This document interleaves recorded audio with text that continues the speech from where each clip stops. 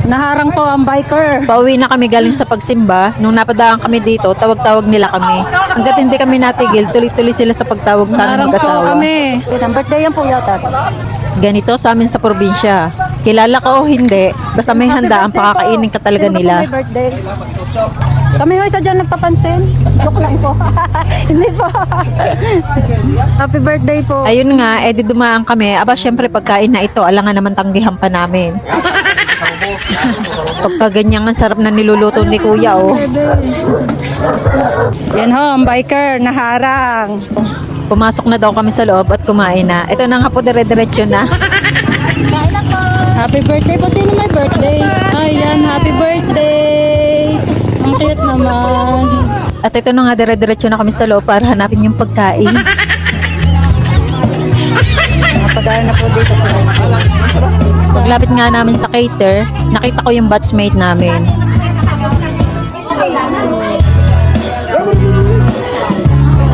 happy birthday.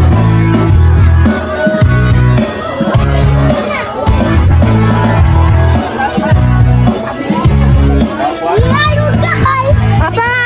At si classmate pala, naharang kami eh. Sadya pala nagpapansin. Kain tayo, kain. Kami lang dalawa, nagbay kami. Eh si Lorna ay busy. Nagbay kami, nakalibre ng tanghalian. Nakapag-dessert na po ako.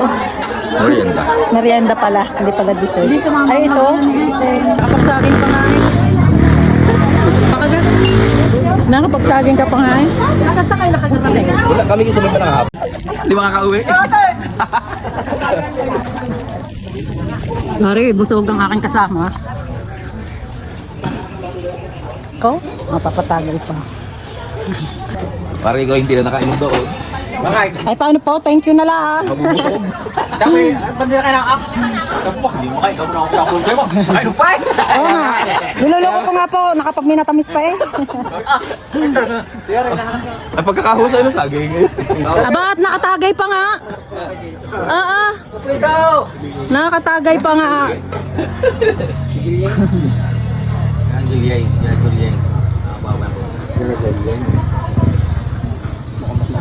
Ito ko yung umahaw. Ganitong matulog.